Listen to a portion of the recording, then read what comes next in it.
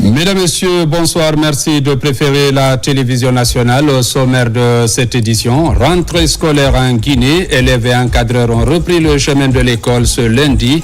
Le ministre Jean-Paul Seydi invite les apprenants au sérieux et les enseignants à la rigueur pour une année académique réussie. Célébration à Zérékoré de la 19e édition de la Journée mondiale de la lutte contre la rage. Une journée qui interpelle les populations à la vaccination des animaux de compagnie. Plusieurs acteurs ont été sensibilisés. Et puis nous allons aussi parler de ce livre qui retrace les actions du chef de l'État. Il est intitulé Général Mamadi Doumbouya le bâtisseur. Plusieurs projets initiés par le chef de l'État sont dans ce document. C'est tout pour les titres.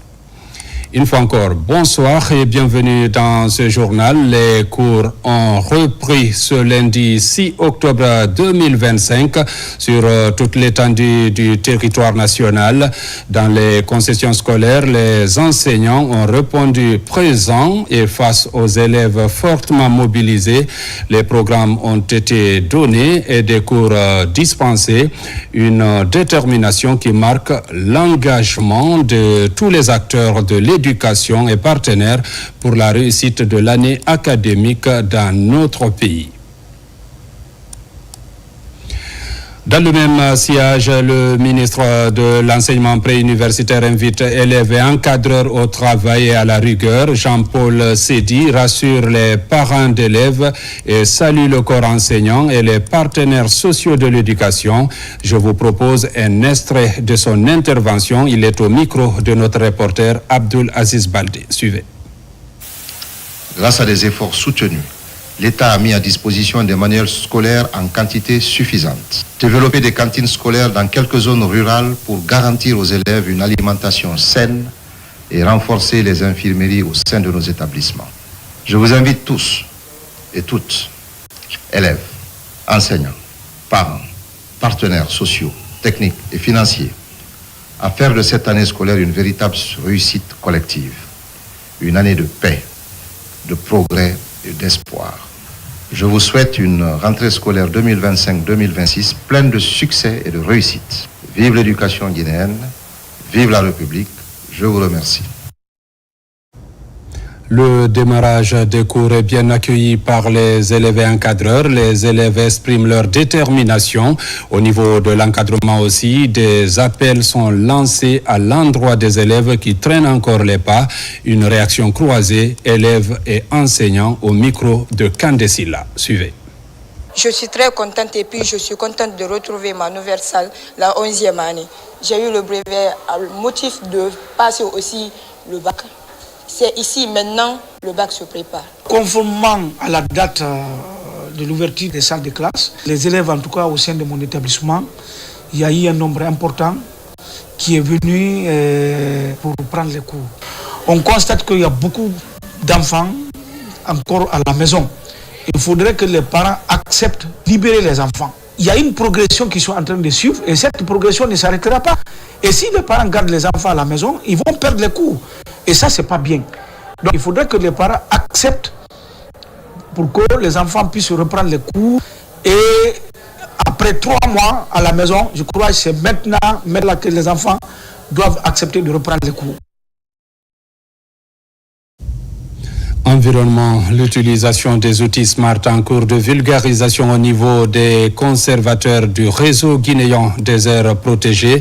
C'est une initiative de l'Office guinéen des parcs nationaux et réserves de faune. Elle va permettre aux agents de procéder à la bonne collecte des données sur la biodiversité et les maladies à potentiel endémique dans leur zone d'intervention. Explication, Mamadou Patebalde. Les conservateurs du réseau guinéen des aires protégées du pays à l'heure du numérique grâce à l'appui de la Banque mondiale.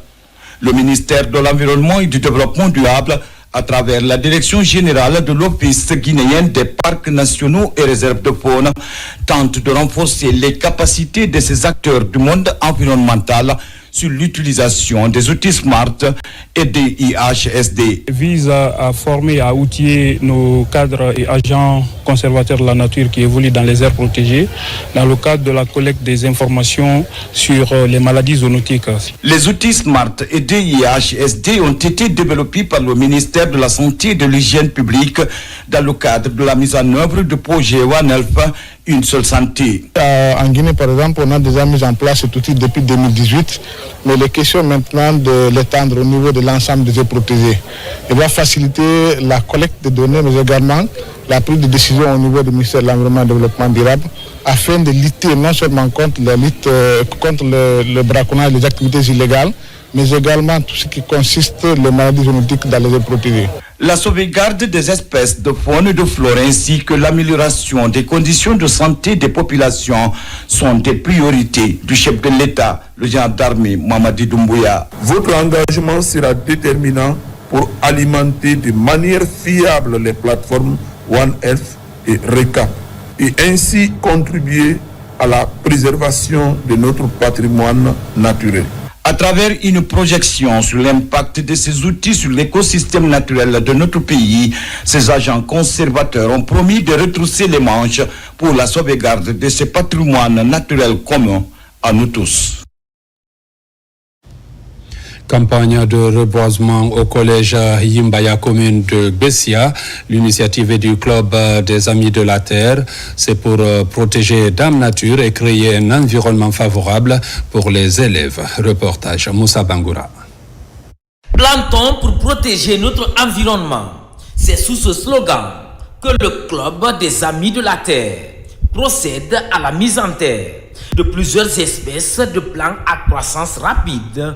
Ici, au collège Yimbaya, Yagin et Fodé, commune de Bessia. Cette action de reboisement consiste à protéger l'environnement au sein de cet établissement d'enseignement public, mais aussi créer un cadre de propice aux élèves. C'est un espace qui accueille des milliers d'élèves pendant des heures de pause. Donc, c'est impératif quand même de doter cette école d'arbres fruitiers pour créer un environnement favorable à l'ombrage. Nous avons prévu également doter chaque arbre d'un siège. Responsables éducatifs et citoyens du quartier soutiennent l'initiative. On n'a pas une planète, la planète Terre, c'est la seule qu'on a. On n'a pas d'autre choix que de prendre soin d'elle. Et la meilleure façon de prendre soin d'elle, c'est de protéger l'écosystème, le couvert végétal, de reboiser, de planter. C'est ce que nous faisons aujourd'hui. Quiconque plante un arbre n'a pas vécu inutilement. Je les exhorte à multiplier ces genres d'activités dans toutes les écoles de ma juridiction. Dans son agenda, ce mouvement de jeunes compte faire ces mêmes exercices dans d'autres sites de la commune. Objectif, restaurer le couvert végétal et lutter contre la pollution. Parlons aussi de la santé animale avec la célébration en Zérékoré de la 19e édition de la Journée mondiale de lutte contre la rage. Une rencontre placée sous le thème « Agissons maintenant, toi et moi et la communauté ». Autorités locales, forces de défense et de sécurité, partenaires techniques et financiers, tous se sont mobilisés pour marquer cette journée. Reportage à Lancé Kamisoko, Saliou Paye, Lamine Diallo. La rage est une zoonose largement répandue, responsable chaque année de milliers de décès à travers le monde. En Guinée comme ailleurs, cette maladie reste une préoccupation majeure de santé publique. Selon l'Organisation mondiale de la santé, une personne meurt de rage toutes les 10 minutes, soit environ 60 000 décès enregistrés chaque année. Une statistique alarmante qui interpelle sur la nécessité d'agir rapidement. Le slogan de cette année est bien plus qu'un thème de campagne. C'est un appel à la solidarité, un rappel que chacun a un rôle à jouer dans l'élimination de cette maladie. Chaque année, des vies humaines et animales sont malheureusement perdues. Malgré l'existence des moyens efficaces de prévention, les statistiques nationales récentes relèvent que près de 1500 cas morsures ont été enregistrés au premier semestre 2025 selon les services techniques. À travers cette journée de sensibilisation, les acteurs de la santé et leurs partenaires entendent informer et éduquer les populations sur les dangers liés à la rage, mais aussi promouvoir la vaccination des chiens et autres animaux domestiques, principaux vecteurs de la maladie. Chaque année, malgré les progrès réalisés dans la lutte contre la rage, elle continue de causer plus de 59 000 décès, principalement en Afrique et en Asie, mais aussi dans d'autres régions du monde, y compris notre pays, la Guinée.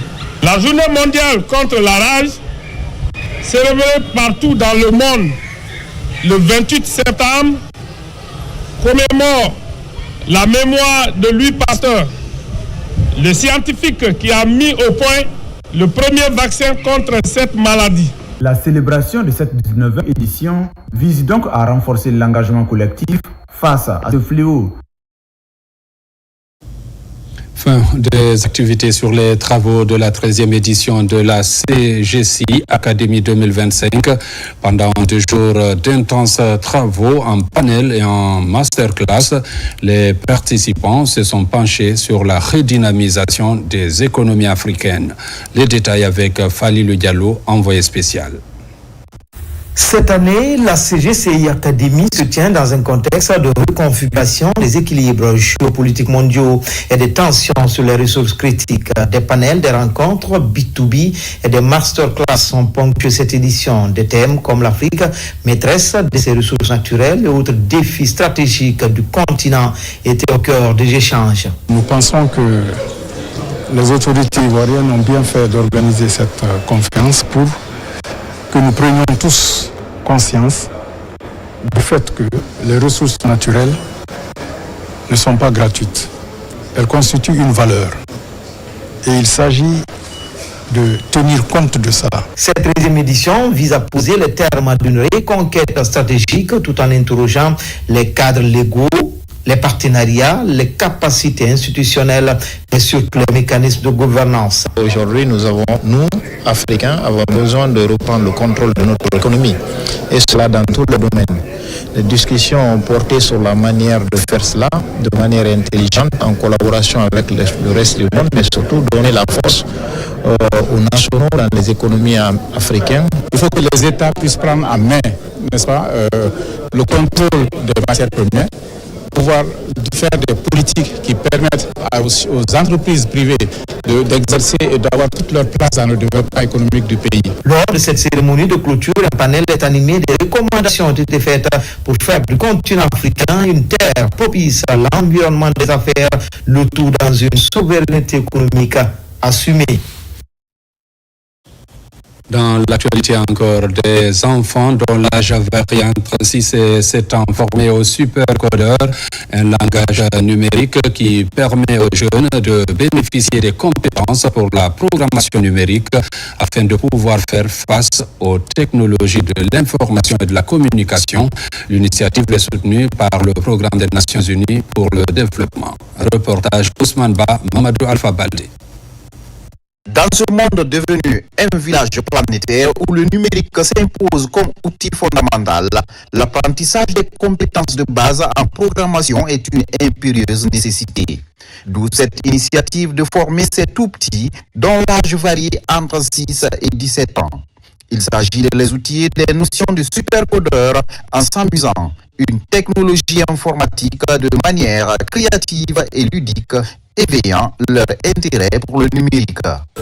Nous sommes complètement intégrés dans l'ère du digital. On le voit à travers l'intelligence artificielle, à travers la cybersécurité, à travers l'Internet des objets. Savoir manipuler ces éléments qui sont liés à l'informatique permet de préparer ces jeunes à ce qui les attend dans le futur. Le supercodeur permet de découvrir un langage de programmation graphique comme le Scratch, une initiative soutenue par le PNUD. L'avenir de l'éducation, c'est qui maîtrise l'informatique, l'intelligence artificielle, le codage. Donc pour juste contribuer une petite quelque chose complémentaire à l'éducation de nos enfants. Espérons que ils vont continuer à s'intéresser. Nous avons travaillé sur un logiciel du nom de Scratch. Dans ce logiciel, il y a plusieurs blocs de codage, il y a des sprites. On nous a montré comment mettre ces sprites en mouvement, comment les contrôler, les ajuster des rôles de mouvement. On a vu aussi comment créer des jeux vidéo. Cette formation récompensée par des certificats va susciter l'intérêt des jeunes pour les nouvelles technologies. Je vous l'annonçais, la tenue à Conakry d'une conférence autour d'un livre portant sur les actions du chef de l'État. Il est intitulé Général Mamadi Doumbouya le bâtisseur. Sa promotion bénéficie du soutien du groupe Betelcom qui apprécie la marche de la Guinée et salue la mémoire de tous ceux qui se sont investis pour une Guinée souveraine et développée. Plus de détails avec Tierno Ousmane Diallo. Autour du livre, des échanges sur le parcours de la Guinée et les belles perspectives annoncées. Pour célébrer l'an 67 de l'accession de la Guinée à la souveraineté nationale, les acteurs du monde de la littérature et de l'entrepreneuriat réaffirment leur foi en la Guinée et rendent hommage à tous ceux qui ont œuvré pour une Guinée libre. Nous pensons d'abord vers les pères fondateurs de la nation qui, au prix immense sacrifice, ont tracé la voie de la liberté. Nous leur redonnons hommage, tout en ayant pensé pour toutes les générations de Guinéens et de Guinéennes qui, depuis 1958, nous cessaient de travailler, de lutter et rêver d'une Guinée prospère et unie. Tous les grands hommes qui ont participé à l'éclosion de l'indépendance nationale ne sont plus en vie, mais nous devons être fiers d'eux parce que chaque homme politique a mis son ego de côté pour que la Guinée vote non. À l'occasion, le livre Général Mamadi Doumbouya le bâtisseur est présenté, un ouvrage qui retrace le combat continu contre la corruption, les actions déployées dans le rayonnement diplomatique et l'essor économique à travers le programme Simandou 2040. Notre objectif, c'est d'engager les jours à venir des séries de sensibilisation, des séries de conférences avec les jeunes dans les écoles, mais également dans les villes, pour parler de la vision du Général Mamadi Doumbouya. Souhaitant organiser régulièrement ce genre de rencontres, les initiateurs de Betelcom présents en Guinée et dans la sous-région affichent la volonté de contribuer au développement du pays, faire connaître son parcours, tout en entretenant la fierté d'appartenir à la nation guinéenne. Et puis le Lions Club de Guinée vient de tenir son assemblée générale en présence des 22 clubs qui le composent. Une activité présidée par le gouverneur du district 403A1 avec pour principal sujet la mission 1.5. C'était aussi l'occasion d'introniser les nouveaux membres de cette organisation. Le point avec Abdul Karim Kamara. Après s'être entretenu avec les autorités du pays, le gouverneur du district 403A1 rencontre les Lions de Guinée. Cela coïncide avec l'Assemblée générale des clubs Léo et Lions de la région 16. Entre autres questions débattues, la mission 1.5, la vie du district 403A1 ou encore le challenge pour la Guinée. Nous avons profité de cette occasion. Comme nous le savons, Lions de Guinée, notre mission principale, c'est d'atteindre 1 500 000 membres d'ici 2027. L'occasion est aussi mise à profit pour accueillir de nouveaux membres au sein du Lions Club de Guinée. Ils sont intronisés et reçoivent leur certificat d'affiliation, notifiant leur appartenance à la grande famille Lion. Je pense que l'objectif, c'est d'abord de venir en aide aux plus démunis, de faire plus d'impact au niveau de la société et de l'environnement. Donc nous sommes très contents aujourd'hui de faire partie des Lions Club. Le gouverneur Hassan Baragé rappelle aux nouveaux adhérents que l'affiliation au Lions Club est un privilège car celui-ci, dit-il, est l'organisation caritative la plus importante et la plus active au monde.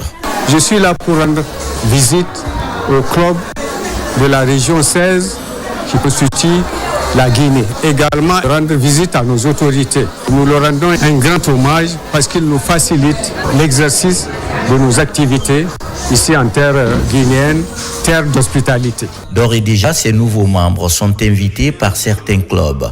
À l'issue de cette assemblée générale, des contrats d'objectifs sont signés avec 22 clubs de Guinée. Le Rotaract Club Conakry Camayen aussi entre bilan et perspective pour marquer la fin de son mandat écoulé et définir celui de 2025-2026. Le Rotaract Club Conakry Camayen a présenté ses réalisations à Conakry, une grande cérémonie à laquelle étaient conviées plusieurs personnalités de la capitale. Reportage Nabi Kamara. C'est devant plusieurs personnalités du club Rotary que David Junior Traoré, délégué représentant Rotaract District 91, a cédé sa place au président du Rotaract Club de Conakry Camayen. Cette rentrée solennelle est une occasion pour le président entrant d'exposer son plan d'action au cours de son mandat. Nous aurons pour action ou activité prévue la rescolarisation des jeunes enfants dans la préfecture de Gofa. Nous avons prévu de rescolariser 10 enfants, dont 8 filles. La réhabilitation de l'école franco-arabe de Matam. Ce moment est aussi une occasion pour le gouvernorat du club Rotary, des partenaires techniques et financiers de Rotaract Club Conakry Camayen, de réitérer leur soutien à ce club uniquement composé de jeunes. Les Rotariens sont les parrains des Rotaractiens. C'est notre force, notre dynamisme réside dans les clubs Rotaract. Comme le dit le Rotary en action, nous sommes le premier partenaire du PEV, le programme élargi de vaccination. C'est un engagement rotarien par rapport à tout ce que nous faisons pour la collectivité, à tout ce que nous faisons pour la société. Parce que le Rotary incarne un certain nombre de valeurs, l'amitié, le service, le leadership, l'intégrité. La rentrée solennelle du Rotaract Club Conakry Camayen a été sanctionnée par la remise des satisfecits aux différents partenaires qui ont accompagné le club durant le précédent mandat allant de juillet 2024 à juillet 2025. Mesdames, Messieurs, c'est la fin de cette édition. Merci de l'avoir suivi et bonne suite de programmes sur la télévision nationale.